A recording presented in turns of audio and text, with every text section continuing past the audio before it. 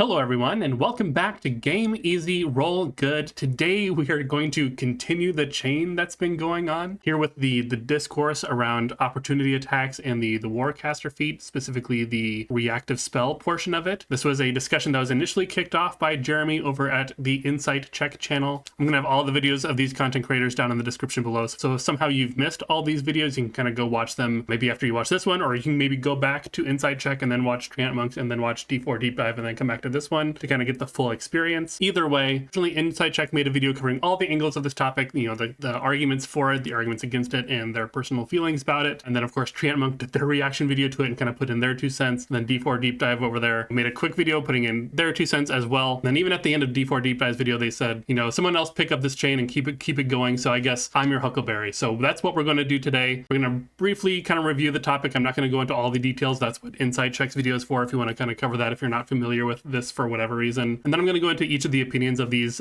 creators who have already reacted to this, and then I'll of course provide my own opinion and insight as well. I think there's some things that haven't been said yet, which is kind of surprising, so we'll touch on that as well. So without further ado, let's just go ahead and get started, starting with again the kind of cliff notes of what's going on. For some reason you've been under a rock and aren't aware, so this is surrounding opportunity attacks and the new language in the 2024 Player's Handbook. The crux of the question is, can you make opportunity attacks against your allies? The camp that is against the opportunity attacks against allies would be focusing on the first paragraph here, where it says combatants waits for enemies to drop their guard. You move heedlessly past your foes. Your allies aren't your foes, so that shouldn't qualify. Whereas the camp that is for opportunity attacks against allies focuses primarily on the third paragraph here, where it just says you can make opportunity attacks when a creature, which is an ally of course, leaves your reach. There's much more detail that goes into that, and again you can watch InsightCheck's video for all those details. And of course all of this only matters because of its interaction with the reactive spell from the Warcaster feat, where when you make an opportunity attack against a creature, you can instead cast a spell with a casting time of 1 action that targets only that creature. So like the most harmless version of this would be like a Cure Wounds, for example, or it can get as powerful as things like haste or power word heal, those sort of things. The overall general consensus from creators that have reacted to this so far is, whatever works best for your table is what you should be doing. And that's an easy cop out. I mean, it's the truth. You should just do whatever is the most fun for your table, but it's also sort of an easy cop out. And viewers sometimes just want to like, what is your opinion? I want to know what you think. So that's what we're going to go into next. Starting with Jeremy at InsightCheck, he was the progenitor of this current chain of events. So we'll start with what they said on this topic. They had a lot more to say in their own video. You can, again, watch it down below, but generally they agreed that the interaction works, but they believe that it's possibly just kind of bad design. Some of their arguments that were for this working as is, that besides just, the rules being worded the way they are, was that the strategy has multiple, very significant opportunity costs. It is not a free thing that anyone can really just do. Not only does it require the player's reaction within the game, so they are not doing things like shield, counterspell, or any other of the powerful reactions, silvery barbs, that kind of thing. They're specifically choosing to use the reaction for something else. This also just requires them to take the Warcaster feat in a place of any other feat that they might have picked up instead. It requires them to pick up very specific spells, and we'll touch on the kind of spells that are affected by this combo a little bit later. They also need to have the requisite spell slot available. They need to have the allies in position in a way that they can not only get to where they're going, but get to where they're going while also moving past you in a way that would provoke an opportunity attack. And then there's probably some more things that I'm not really thinking of, but those are kind of the gist of it. I think another thing to consider here as a sort of a balancing factor is that, if you're not having a lot of combat encounters in a single day, then for sure a combo like this could be very powerful because they're going to have useful resources in the few combats that exist. However, if you have a very busy adventuring day with a lot of combat encounters, a build like this that is trying to cast spells on their reaction as well as on their turn is going to burn through their spell slots very quickly. Yes, it is true that they could, turn 1 opportunity attack an ally to cast haste on them and then fireball on their turn on round 1 as well. That's 2 third level spell slots gone in 1 encounter. And from a DM's perspective, yes, that's very powerful, but also at the same time I'm like, okay, he's down 2 third level spell slots, so now I know that they're probably going to struggle later on. In some ways it is, if you're in the camp that this combination doesn't work, that one reason that you might consider doing it, if you're on the fence about it, is that it does kind of self-regulate in that way, where again that person's going to be burning through spell slots, and so if you have just a longer adventuring day with more encounters, they're going to run out of steam pretty quickly unless they really learn how to manage their resources a little bit better. I think another pro that Jeremy pointed out was that it creates new opportunities for teamwork and new encounter strategies that have never really been available before. And that is one of the sort of big non-rules focused reasons as to why I believe that it would work this way. You know, I can certainly see the arguments either way, but again, I'm also in the camp that this works. And if even for whatever reason it wasn't, I think kind of the cat is already out of the bag. And the idea of being able to do this is actually very exciting. It opens up a whole new sort of avenue of gameplay that we just didn't have available before, and that is just really exciting to play with. The sort of cons to it is that, of course, this is basically allowing 2 leveled spells in one turn, which is not necessarily unusual, right? If someone counter spells and then casts a spell on their turn, it's basically the same thing. But the idea of like getting like a haste or a fly or some powerful, buff spell on your ally, in addition to a powerful offensive spell on your turn, that is a very powerful turn 1. I don't think there's really any arguing that. I mean, I don't think it's necessarily as powerful as online Discourse would suggest that it is. But again, two leveled spells in one turn is of course very strong. That is why they otherwise limit it within the rules with things like Twin Spell. I think one of the good arguments in the con column as well is that it does potentially limit design space for future spells that have a casting time of 1 action. So while it is, yes, objectively strong to be able to do that, I don't think it is so unmanageable that if I were the DM and I knew that my players were building around, using a build like this, adjust my encounters in a way that sort of mitigate the possibility that, my enemy NPCs just get blown out by whatever combo that they do. And you don't even have to hard counter it directly with things like counter spells and dispel magics, although you certainly could do that. And another thing, and I know this is not always the best argument when it comes to judging how powerful a particular rule is that this certainly does go both ways. Players can do it, of course, but your enemies can also do it. I wouldn't make every enemy do this in every combat, but this is certainly a strategy that a DM can pull out of their pocket when designing encounters as well. And kind of touching on the topic that the spells that you cast with your reaction that would buff your allies probably aren't, they are strong spells, but they aren't the strongest spells. The spell that they're casting with Warcaster isn't even the one that I'm afraid of, that I would be afraid of as the DM. It would be the spell that they cast on their turn. Like if they want to expend their reaction casting haste and be concentrating on haste during that combat, that's fine. I'm more curious about what are they doing with their action, what big offensive spell are they going to be casting on their turn. I think that will shape the combat more significantly than whatever spell they cast with Warcaster is. And at the end of the day, this really isn't that much different than provoking an opportunity attack on an enemy and casting like a banishment on them. Arguably that's even more powerful. The only difference here is that doing this on your allies is more consistent. You can plan around it if you guys are stacked together at the beginning of combat. It is basically just making the react to spell portion of Warcaster more consistent, more relevant throughout the game. And again, I also just see that as a pro because that feature of Warcaster, I think, unless you are a martial caster, if you are up in melee range and you're regularly getting opportunity attacks provoked, your normal casters, your wizards and things like that who aren't always up in the front lines probably very rarely get to use that particular feature. As I've said in many videos in the past, I'm always on the side of things being more functional rather than less functional. This is another reason that in my head that I would assume that this works the way that it's written. And then the final part of the discussion that everyone has kind of touched on here is what their position on whether or not this requires errata would be. InsightCheck believes that Wizards of the Coast should release errata clarifying the official position of Wizards of the Coast on this. While I don't necessarily disagree, I think it does kind of overlook the fact, and no one has really mentioned this so far that I saw. I didn't watch all of Treantmonk's video. I don't know if he called it out as well, but we've already seen errata kind of twice after the player's handbook was officially released. There were a number of sneaky updates that were unannounced that were changed on D&D Beyond compared to what they were in the player's handbook for 2024, the physical book. A lot of those changes then appeared in the errata that was released, much later after all the books were released. So they've had multiple opportunities to address it then when they made those sort of sneaky updates. They had the opportunity to address it again when they officially released the errata, and then they also had the chance to also address it just in Sage Advice as a way of addressing the question without making it a hard rule by changing it in the actual rulebook. And so at each of these points, they have, neglected or failed to address it, whichever way it goes. This isn't to say, of course, that they could update the errata in the future and, make a clarification on it or, put in an entry in Sage Advice. But I do think it's maybe a little telling that they haven't taken a position on it so far. So that is InsightCheck's opinion. Treantmonk was the next one to react. So I wanted to cover kind of what he thought about it as well.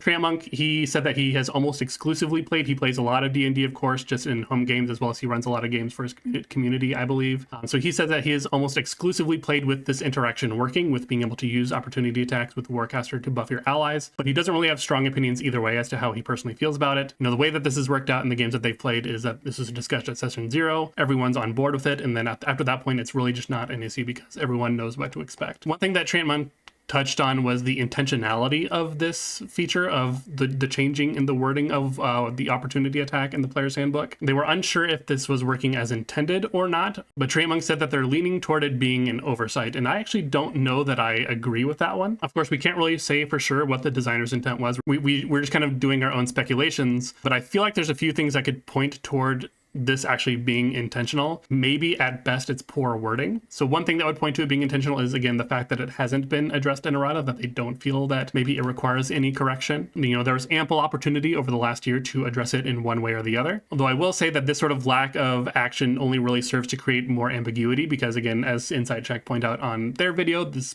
issue is sort of split 50-50. The player base really goes either way with it. There's not really a consensus one way or the other. And the second reason that I think that this was intentional is that, and this is just me coming from maybe the more optimistic perspective that I've mentioned in the past, where I don't like to read the rules assuming that the game designers don't know what they're doing. You know, I like to read the rules assuming that, you know, these people are working for Wizards of the Coast, the biggest fish in the pond, so to speak. They are smart, intelligent game designers, professional game designers who know what they're doing. This isn't to say that they are incapable of making mistakes, and this isn't to say that Treantmonk believes that they are not intelligent. I'm not trying to put those words in his mouth. I don't think that he believes that at all. But if it was truly a mistake and that they've truly been aware of it for the last year, it could have just been addressed in errata, or at the very least, sage advice. I think that there are a number of things also in the 2024 rules that many people thought were also mistakes. Things like the rules around dual wielding and the Nick mastery and the dual wielding feat and how all that works. Also things like the way that temporary hit points work with spells like Armor of Agathis. I think Polymorph works similarly now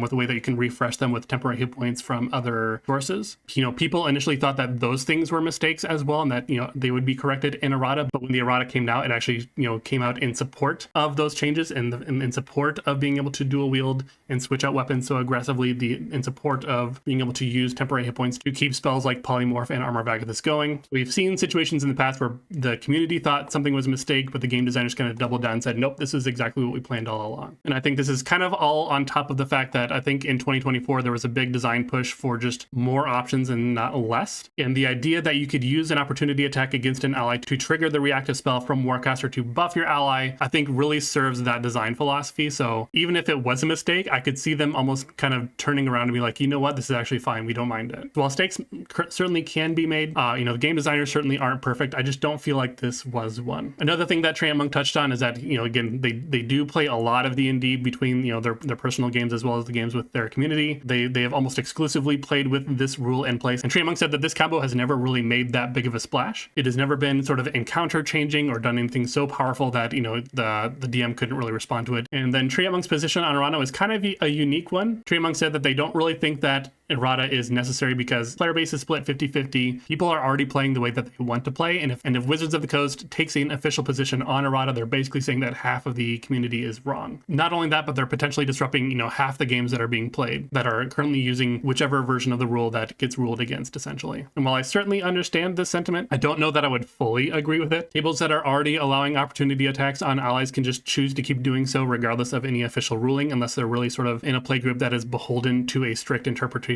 of the rules. And like I said, if Wizards of the Coast really believes that it would cause that kind of disruption, they could just address it in sage advice instead of just advice. It is not official printing in the actual rulebook. You know, I think it would be incredibly fair for them to, you know, make the change and just say, you know, either in sage advice or on like a post on D&D Beyond to say, you know, they changed it and this is purely a game design decision and that tables can continue to play in whichever way that they want to. You know, the player base certainly doesn't need that permission to do so, but some people for sure, you know, like to point to, you know, official rulings from the game designers for sure. But fundamentally, the ability to just ignore the rules and do what's most fun for your table has been a cornerstone of D&D and the TTRPG hobby in general. So again, while I understand Treantmonk's point here, I think that there is a way to do this that isn't basically just telling half the community that they're wrong. But that's just Treantmonk's opinion. We have one more creator to go through here, and that is Colby over at D4 Deep Dive. Had a very quick video, so there's not quite as much to go over. Generally, they think that because it's called an opportunity attack, it shouldn't work on allies because we don't attack our allies. Again, this wasn't a very strict rules interpretation this was more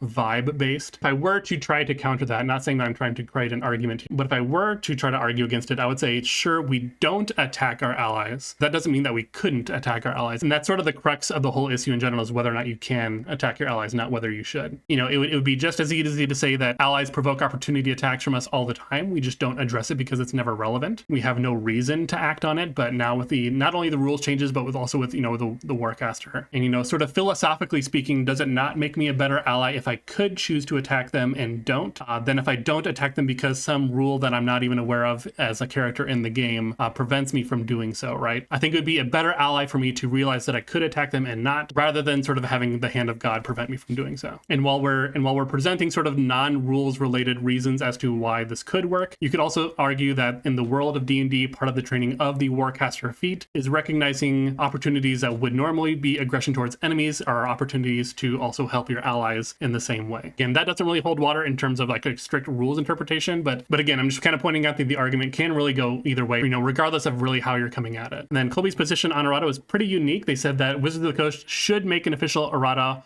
strictly for the purpose of content creators. You know, he's, you know, very well known for making build videos, and if this was ruled as in favor of this combination of opportunity attacks and Warcaster and buffing allies, then that opens up a whole new slew of videos that they could possibly make. And then feeling confident, of course, that when presenting those videos, and pretty much anyone at their table could use it, unless, of course, the DM has banned that interaction. Honestly, even though the errata for a game design purpose, I think makes more pragmatic sense, I think this is maybe the best pro errata argument I've seen so far from the content creators. Certainly from a content creation perspective, I think having an official stance on this, especially if it's pro the combo, just makes it possible to create more content for this game that we love. So those are all their opinions. I've kind of stated my opinion throughout that, but before I get to my final slide here, I did want to point out the list of spells that are impacted by the Warcaster opportunity attack combination with buffing your allies. So we're looking at spells here. There might be some that I missed, but these are spells that you could cast on your allies, that you might want to cast on your allies. We can see that, of course, at levels 1, 2, and 3, you know, there's a pretty large group of spells here. Not all of them are really that powerful. Most of them, I think you probably wouldn't even take the time to cast unless you, like Longstrider, for example, that's something you're usually going to do beforehand, unless your ally really needs 10 more feet of movement to get to where they're going. But I would say that the majority of these spells really, again, aren't encounter warping in their own way. Things like Bless, Aid, that can target multiple creatures, but can also target a single creature. You're just never going to cast those for only single targets, so you're not going to use those with Warcaster. Revivify, I think technically works, although I don't know how you would trigger an opportunity attack on a dead body. I don't know how that would be moving past you in a way that you could technically do that. That might be a game-changing way if that would come up, but that'd be a very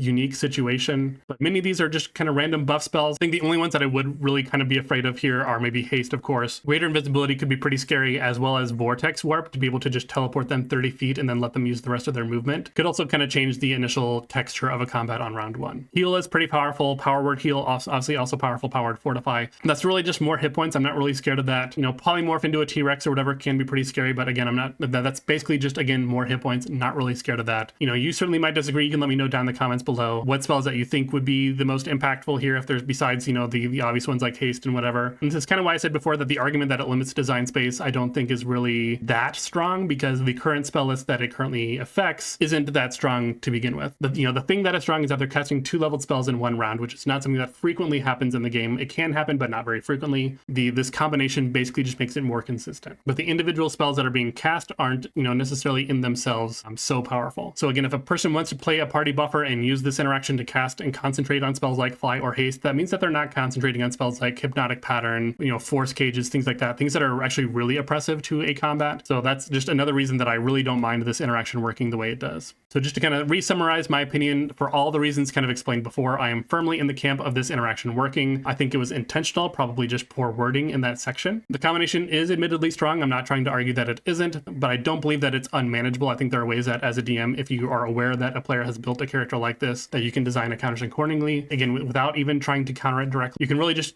build things into encounters to reduce the impact of it, but still let your players have their fun. I would like to see errata, and if not errata, I would like to see at least an entry in the Sage Advice Compendium if Wizards of the Coast doesn't want to make a hard stance on it on the official rules. And at the end of the day, again, regardless of whatever Wizards of the Coast decision may or may not be, Pandora's box is already open. Half the community is already using the rule one way or the other. Play groups can just choose to continue to play whichever way that they're currently playing with, regardless of what the the existing rules are. Again, that's something that we've always been doing. You know, if they ruled against it, it would just be considered homebrew to do it at that time. And if you are someone who is on the fence and you're undecided about, you know, how this works, especially if you're a DM, again, one-shots are a great way to test mechanics that you're unsure about putting in your actual game. You just want to address that with your players, saying, hey, I want a one-shot, I want to test this particular mechanic. So I'm looking for volunteers, you know, for 1 or 2 players to make a character that is built to do this. And as a DM, if you're going to do this, you know, don't build encounters to counter it. Don't include like counter spells and dispel magics to get rid of it. You know, you're trying to get a feel of what it's like to play with this feature. You should also have some enemies and some encounters who are also using that combination so that players can also feel how it feels to be on the receiving end, because again, everyone's input on that is valid, especially if you're going to continue playing those with those people in the future. If they thought it was too powerful and they kind of didn't like being on the receiving end of it, that might convince them that, you know what, we don't need to put this on our home games. You know, you can kind of go forward from there. And if you do run the one shot to test things like this, or just in general, I would recommend, of course, running several encounters during one adventuring day to kind of see how people use resources, because like I mentioned early on in this video,